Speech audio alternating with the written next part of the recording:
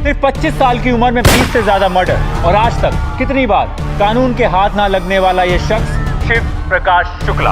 हाय दोस्तों, राधे राधे। कैसे हो आप लोग? आज मैं आपको बताता हूँ शिव प्रकाश शुक्ला के बारे में। शिव प्रकाश शुक्ला का आप लोगों ने अभी तक नाम सुना होगा, लेकिन शिव प्रकाश शुक्ला करता क्या था, शिव प्रकाश कितना बड़ा गैंगस्टर कैसे बन गया, शिव प्रकाश शुक्ला की ग्रुप में दोस्ती कैसे हो गई, उसके दोस्त कैसे बने, उसका पूरा इतना बड़ा गैंग कैसे हो गया, इतना बड़ा उसका नाम कैसे हो गया, उसके गैंग के सदस्य कैसे थे और उसके गैंग के सदस्यों का काम क्या था। तो दोस्तों शुरू करते हैं। सबसे पहला नाम आता है सुधीर त्रिपाठी का। सुधीर त्रिपाठी की आपने फोटो नहीं देखी दोस्तों, आज हम आपको सबकी फोटो दिखाने वाले हैं जितने उसके ग्रुप के सदस्य थे। सुधीर त्रिपाठी हो गया, अनुज प्रताप सिंह हो गया, आनंद पांडे हो गया, शिव प्रकाश शुक्ला की फोटो तो आप लोग देख ही चुके हो, उसकी दिखाता हूँ, राजन तिवारी की दिखाता हूँ और साथ में सूरज भान के भी दिखाऊंगा। तो दोस्तों ये सारे उसके मेन थे। हालांकि इसमें से देखिए 4 ही कैंडिडेट उसके जो थे उसके गैंग में, सिर्फ मेनली 4 लोग ही थे, जो कि सुधीर त्रिपाठी, अनुज प्रताप सिंह और साथ में आनंद पांडे और शिव प्रकाश शुक्ला। बस ज़्यादातर ये 3 लोग ही रहे हैं। आनंद पांडे के जाने के बाद और साथ में अनुज प्रताप आया था, सुधीर तो त्रिपाठी पहले से उसके साथ था। तो दोस्तों ये उसका पूरी गैंग हो गई। इसमें से जो सूरज भान थे और राजन तिवारी को बैकअप देते थे, इनके मतलब सपोर्ट करते थे, लेकिन उसके गैंग का पार्ट वो कभी नहीं थे। तो श्री प्रकाश शुक्ला के बारे में बताता हूँ। श्री प्रकाश शुक्ला तो भाई साहब किलिंग मशीन था, जिसको एक बार टारगेट लास्ट कर दिया उसकी बैंड बजा के ही मानता था। उसके जैसा बिंदास, उसके जैसा मतलब धाकड़ मैंने रंगबाज आज तक नहीं देखा, जो किसी डीआईजी को फ़ोन कर दे, एसपी को फ़ोन कर दे, कलेक्टर को फ़ोन कर दे, किसी को भी धमका दे, वो एसटीएफ के लोगों को धमका देता था। तो यार उस तो मतलब अल्टीमेट आदमी था। उसके जैसा उसने जिसको एक बार टारगेट बना लिया उसको वो उड़ा के ही मानता था। सोचिए नॉर्मली उसने 86 मर्डर किए थे, वो भी अपने हाथों से। तो सोचिए कितना खूंखार आदमी रहा होगा। 3 साल का छोटा सा कैरियर था, 3 साल में उसने इतना बड़ा आतंक बना लिया था। यूपी, बिहार और आपके नेपाल, पूरा आप एक तरह से तो पूरे उसमें यूपी इंडिया में ही छा गया था। लेकिन जो इस क्षेत्र में था उसका अच्छा खासा दबदबा बना रखा था। उसके नाम से पुलिस वाले उसको देख के सीधे किनारे हट जाते थे, उसके सामने आने की कोशिश नहीं करते थे। तो चलिए शुरू करते हैं, टाइम बर्बाद न करते हुए। सबसे पहले आता है नंबर सुधीर त्रिपाठी का। सुधीर त्रिपाठी को बता दूँ, सुधीर त्रिपाठी के जो पिताजी थे वो थे रोडवेज, जो उत्तर प्रदेश रोडवेज थे उसमें बड़े अधिकारी थे और उनके पास काफ़ी अच्छा अपनी बड़ी पोस्ट पे थे, तो काफ़ी पैसा भी था। और वो लाइफ स्टाइल भी उनकी थोड़ा सा यूनिक थी, अलग हटके थी। वो सोने की चैन पहनना, अंगूठियाँ पहनना, पूरे स्टाइल में रहते थे। उसी का असर कहीं ना कहीं सुधीर त्रिपाठी के ऊपर था। सुधीर त्रिपाठी भी बहुत बड़ा बिजनेसमैन बनना चाहता था, बहुत पैसा कमाना चाहता था, शायद वो सीधे गैंग के साथ जुड़ा था। तो ये हो गया सुधीर त्रिपाठी। इसकी फोटो आपके सामने देखते जाइएगा। इसके साथ में है दूसरा अनुज प्रताप सिंह। अनुज प्रताप सिंह सब इंस्पेक्टर का बेटा था, बहुत ही घर का लाडला बेटा था, पढ़ने में काफ़ी इंटेलिजेंट था, बहुत तेज था और साथ में बहुत अच्छी इंग्लिश बोलता था और किसी एयरलाइंस में काम भी कर चुका था। तो उसका मतलब स्मार्टनेस और काफ़ी हाइटफुल बंदा था। तो अनुज प्रताप सिंह काफ़ी स्मार्ट बंदा था और किलिंग मशीन तो थी। तो इनके रोल भी बता देता हूँ। जो सुधीर त्रिपाठी का रोल था, सुधीर त्रिपाठी को प्लानिंग करना, एक्सटॉर्शन के लिए कॉल करना और किडनैपिंग करना, उसको क्या मतलब प्लानिंग करके मैनेज करना काम उसका था। तो एक तरह से उस गैंग का वो एक तरह से मैनेजर था, वो उसको प्लानर था, आप कह सकते हो प्लानर था। और दूसरा जो था आपको बताया अनुज प्रताप सिंह के बारे में। अनुज प्रताप सिंह जो था काफ़ी इंटेलिजेंट था, काफ़ी अच्छा पढ़ने लिखने वाला लड़का था। उसके पास पूरा मैनेजमेंट रहता था पैसे का, जो भी पैसे का लेन देन होता था उसका हिसाब किताब अनुज प्रताप सिंह के पास रहता। तो आप कह सकते हो कि वो शिव प्रकाश शुक्ला का कैशियर था। और तीसरा नाम आता है आनंद पांडे का। आनंद पांडे के बारे में बता दें, आनंद पांडे तो पहला ऐसे ही क्रिमिनल था और वो जो शुरुआत से ही वो क्राइम में ही जुड़ा रहा और अंत में उसका क्राइम नहीं हुआ। हालांकि हम तो इनका सभी का एक जैसा हुआ, लेकिन वो जो जो आनंद पांडे था, आनंद पांडे ही वो बंदा था जो उसको मतलब ये रेलवे के ठेके की तरफ ले जाने वाला और रेल में जो पैसे कमाने की टेक्निक बताने वाला, ये सारी प्लानिंग कराने वाला वही बंदा था। ये भी कहा जाता है कि सूर्य प्रकाश शुक्ला को इस लाइन में लाने वाला ही आनंद पांडे था। और तो दोस्तों ये हो गया। उसके बाद राजन तिवारी के बारे में बता दें। राजन तिवारी उसके साथ गैंग का पार्ट नहीं था, लेकिन राजन तिवारी बैकअप दिया करता था। राजन तिवारी बचपन से ही वो थोड़ा सा वो गुंडई और इस लाइन में, अपराध की लाइन में आ गया था। उसका ये हालत था कि स्कूल में उसके टीचर भी उससे डरते थे। तो उसकी जो तो ये सीनियर था इन लोगों से, तो इस गैंग में कह सकते हो कि थोड़ा सा बड़े भाई वाला रोल रहता था। यदि कोई पंगा हो जाए, आपस में विवाद हो जाए, उस समय राजन तिवारी जो बोल दिया जाता था उस बात को मान लिया जाता था। वो कॉम्प्रोमाइज़ कराने में इस मामले में उसका रोल रहता था। सूरज भान सिंह की बात करें तो सूरज भान सिंह आप ये कह लो कि वो बिहार मोकामा के रहने वाले थे, और यदि उसको कहीं फरारी काटना होता था, जब पुलिस पीछे लग जाती थी तो सूरज भान के पास जाता था, वहाँ पे उसको सेफ पैकेज मिल जाता था और वहाँ पे वो आराम से रह लेता था। तो फरारी काटने जाता था, उसने उसके लिए सूरज भान के लिए बहुत सारे कदम किए थे श्री प्रकाश शुक्ला ने। तो दोस्तों ये इनके हो गए काम।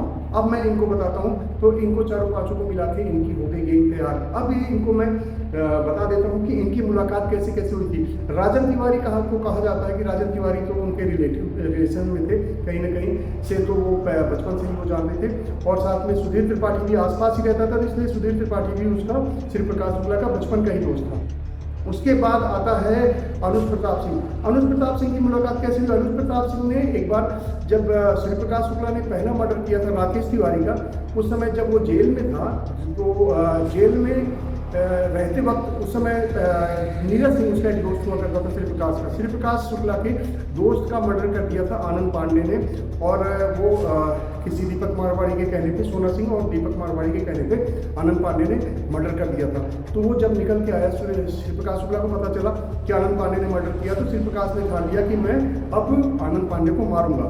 उसके लिए वो उसको ढूंढने लगा, लेकिन इसी बीच फिर जब बात बढ़ी, इधर आनंद पांडे को भी पता चल गया कि श्री प्रकाश उसको ढूंढ रहा है, तो किसी मीडिएटर के थ्रू आपस में वो लोग मिले और कॉम्प्रोमाइज होने के बाद वो दोस्त बन गए। तो आनंद पांडे इस तरह शामिल हुआ। उसके बाद अनुज प्रताप एक काफ़ी लंबा चौड़ा स्मार्ट बंदा था और क्रिकेट बहुत अच्छी खेलता था। तो क्रिकेट में दोस्तों, क्रिकेट के मैदान में वो और सुधीर त्रिपाठी दोनों क्रिकेट खेलते थे। एक दिन क्रिकेट के मैच में ही दोनों की लड़ाई हो गई, और लड़ाई होने के बाद अनुज प्रताप सिंह ने एक थप्पड़ मार दिया सुधीर त्रिपाठी को। सुधीर त्रिपाठी को बहुत बुरा लगा, वो जाके सीधा श्री प्रकाश शुक्ला को बताया कि अनुज प्रताप ने मारा है, और जैसे ही उनको पता चला तो श्री प्रकाश तो हमेशा तैयार ही रहता था, वो पिस्टल लेके राजन तिवारी, सुधीर त्रिपाठी एक बाइक से पहुंच गए क्रिकेट मैदान में जहाँ पे अनुज प्रताप पहले से खेल रहा था। जाता ही श्री प्रकाश शुक्ला ने निकाली पिस्टल और अनुज प्रताप सिंह के ऊपर तान दिया, और वो गोली चलाने वाला था। इसी बीच में राजन तिवारी ने उसको, अनुज प्रताप को पहचान लिया और उसने बीच बचाव किया और रोका। बोला कि भाई मैं इसको जानता हूँ, ये मेरा दोस्त है, इसकी इतनी बड़ी बात नहीं है, इसको गोली चलाने की जरूरत नहीं, हम लोग आपस में बैठ के मैटर सेटल कर लेते हैं। और फिर इस वजह से उसके रोकने पे वो रुक गए और उनका सबका कॉम्प्रोमाइज़ हुआ, आपस में पैचअप हो गया। पैचअप होने के बाद अनुज प्रताप सिंह अपने घर लेके जाता है, घर में रचना की पार्टी करता है और वो सारे दोस्त बन जाते हैं और फिर लास्ट तक साथ में ही रहते हैं। अनुज प्रताप सिंह, बीच में आपको आनंद पांडे के बारे में बता दें, बीच में आनंद पांडे का श्री प्रकाश शुक्ला से विवाद हो जाता है। विवाद हो जाने की वजह से आनंद पांडे अपनी गैंग को छोड़ देता है और उसका लधानी वाले जो किडनैप करता है उसी केस में उसका फिर एनकाउंटर होता है, पुलिस के द्वारा मारा जाता है। और अभी तक बताता हूँ कि लोगों का कहना है कि जो पहली हत्या की राकेश तिवारी की, तो पहली हत्या लोग कहते हैं कि उसकी बहन सुनीता शुक्ला को छेड़ दिया था राकेश तिवारी ने, इसलिए श्री प्रकाश शुक्ला ने मर्डर किया। लेकिन ऐसा मेरा मानना नहीं है।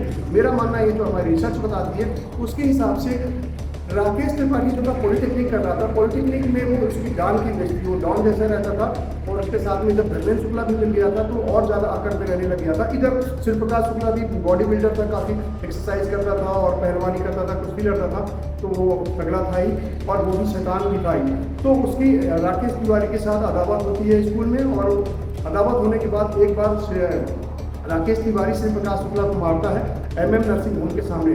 दोबारा फिर वो नहीं सुधरता, उसके बाद दोबारा वो मारता है, दोबारा उसको वो बहुत मारता है। उसके घर में उसको पता चल जाता है श्री प्रकाश शुक्ला के घर वालों को कि भाई श्री प्रकाश शुक्ला को राकेश तिवारी ने मारा है। और जब उसकी पिटाई के बाद से श्री प्रकाश शुक्ला काफ़ी शांत और गुमसुम रहने लग जाता है, अक्सर घर में ही रहता था, लेकिन शाम को 1-2 घंटे के लिए निकलता था। तो घर वालों को लगा, बुरा तो लग रहा था, क्योंकि उसके पिताजी काफ़ी दबंग थे, उसके ओम प्रकाश शुक्ला जी जो उसके बड़े भाई थे वो भी काफ़ी अच्छे थे, क्योंकि जो इनके पिताजी थे रामचंद्र शुक्ला, वो रिटायर्ड एयरफोर्स ऑफिसर थे और बाद में ठेकेदारी करने लगे थे। तो ठेकेदारी करने की वजह से काफ़ी अच्छा वर्चस्व था उनका, काफ़ी अच्छी पकड़ थी, काफ़ी अच्छा पैसा भी था उनके पास। उनके 2 घर थे, एक तो घर उनका गोरखपुर में ही था और दूसरा गोरखपुर का जो दाऊदपुर है वहाँ पे ही उसका घर था।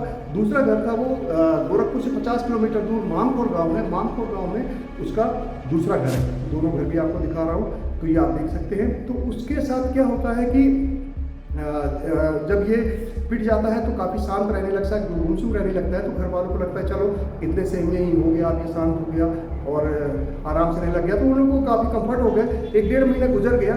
उसके बाद वो शिव प्रकाश शुक्ला रात शाम को निकला करता था 1-2 घंटे के लिए, 1-2 घंटे के लिए जाता था और रैकी करके आता था। वैसे लोग कहते सोचते थे कि घूमने जा रहा है, लेकिन वो घूमने नहीं जाता था, वो रैकी करने जाता था। उसने पूरी इन्फॉर्मेशन निकाली कि राकेश तिवारी कहाँ आता जाता है, कहाँ जाता है। और 1-1.5 महीने बाद जब उसकी सारी इन्फॉर्मेशन मिल गई तो एक दिन वो अपने पिताजी की पिस्टल, क्योंकि उसके पिताजी के पास लाइसेंसी पिस्टल थी। पहली बार वो एयरफोर्स में थे और दूसरी बार ठेकेदार थे, तो पिस्टल निकाल लाइसेंसी पिस्टल होना उनके लिए कोई बड़ी बात नहीं थी। तो जब पहला मर्डर करने जाता है तो अपने पिताजी की लाइसेंसी पिस्टल निकालता है और लेकर जाता है और राकेश तिवारी के ऊपर दाग देता है। आपको यहाँ पे बता देना चाहता हूँ कि जब वो पहला मर्डर करता है, पहला मर्डर करने में उसके गैंग के लोग साथ में नहीं थे। पहला मर्डर करने में उसके साथ था नीना यादव। नीना यादव ने बाद में आत्महत्या कर लिया था। तो दोस्तों ये जो बात कही जाती है कि उसकी बहन को छेड़ने की वजह से ऐसा हुआ है, ये मुझे नहीं लगता, क्योंकि शिव प्रकाश शुक्ला पहले भी बॉडी बिल्डर था, दबंग टाइप का था और उसकी छवि भी इसी तरह की थी। तो उसकी बहन को कोई छेड़े ये लॉजिकल लगता नहीं है। तो दोस्तों ये थी उसकी गैंग। जब ये सारे मिल गए और मिलने के बाद उन्होंने कितना आतंक मचाया, कितना हकम मचाया, अब आप अंदाज़ा लगा लो कि शिव प्रकाश शुक्ला ना IGs को डरता था, ना DIG को डरता था, ना STF को डरता था। 3 साल में वो कभी किसी से डर तो उसके आसपास से गुजरती ही नहीं थी। उसके हाथ में कि 47 जिसको मारता था वो इतनी बुरी तरह मारता था, यदि वो मैगजीन बदल बदल के फायर करता था, वो 47 से वीरेंद्र शाही को मारा था, 110 के आसपास गोलियां मारी थी। तो अंदाजा लगा लो कि किस माइंड का, कितना क्रिमिनल आदमी का।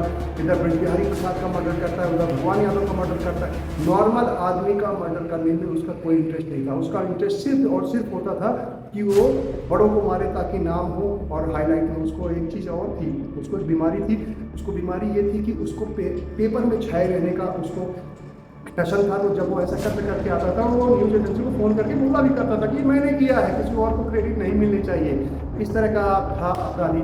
तो दोस्तों ये थी उसकी पूरी गैंग और ये थे उसके पूरे कैंडिडेट। चलते हैं दोस्तों अब अगले सीरीज़ में। आपको चूँकि अब इसको आप पहचान लिए हैं, जान लिए, अब इसके सीरीज आगे हम पार्ट टू पार्ट लाते रहेंगे। आप देखते रहिएगा। यदि आपको वीडियो पसंद आएगी तो वीडियो को लाइक कर लीजिएगा, चैनल को सब्सक्राइब जरूर कर लीजिएगा, क्योंकि और बेल नोटिफिकेशन ऑन कर देंगे तो जब भी हमारी नई वीडियो आती रहेगी तो आपको उसकी टाइम टू टाइम इन्फॉर्मेशन मिलती रहेगी। दोस्तों यदि पसंद आए तो वीडियो को आप शेयर भी कर सकते हैं। और ये आपको शिव प्रकाश शुक्ला से रिलेटेड बहुत लंबी कहानियाँ हैं, बहुत सारी कहानियाँ हैं। इतनी कहानियाँ हैं कि मैं बताते बताते थक जाऊँगा, आप सुनते सुनते थक जाएंगे, लेकिन कहानियाँ खत्म होने का नाम नहीं लेती।